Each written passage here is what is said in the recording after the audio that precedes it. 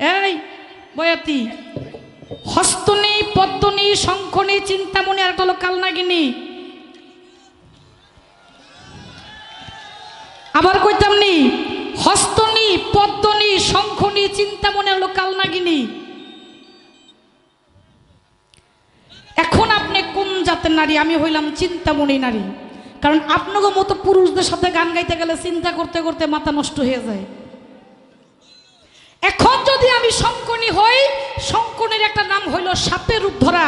কিছু কিছু নারী আছে দেখবেন শুধু করে ডট করেন না, মানে কিছু বুঝুক আর না বুঝুক, মানে ফোস করে সাপের মতো করেন না, ওইটাকে বলা হয় শঙ্খনী নারী। তার চরিত্র হইল সাপের মতো, অযথাই ফোস ফোস ফোস ফোস করবো, ওর আর কোনো কাম নাই।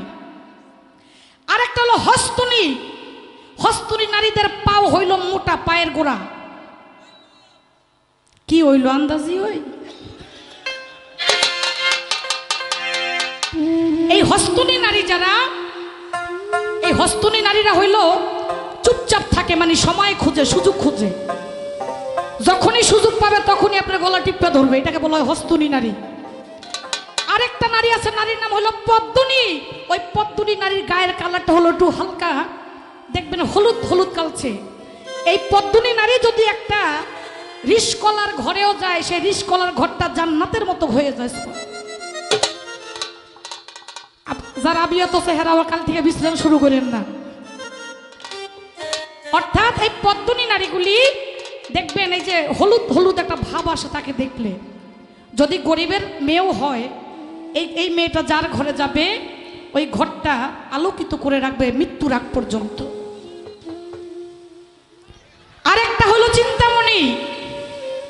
হ্যাঁ সুবহানাল্লাহ কইতে থাক, কোনো সমস্যা নেই, আমরাও আছি। চিন্তামণি যিনি, ইনি স্বামী, সংসার, পাড়া প্রতিবেশী, শ্বশুর শাশুড়ি, বাবা মা সবাইকে নিয়ে চিন্তা করে আমার পরিবারটাকে আমি নিয়ে কিভাবে সুন্দরভাবে থাকতে পারি। এখন আরেকটা হলো কালনাগিনী, একটা হলো শঙ্খনী। এই দুটার মধ্যে একটা পার্থক্য আছে। দুইটাই সাপ, একটা হলো জাত সাপ আর একটা হলো মাইত্যা সাপ। একটা হলো জাত সাপ, ও সুযোগ বুঝেই সবল দিবে, আর একটা আছে কিন্তু ফোসফোস করবে, ও কামড় দিবে না।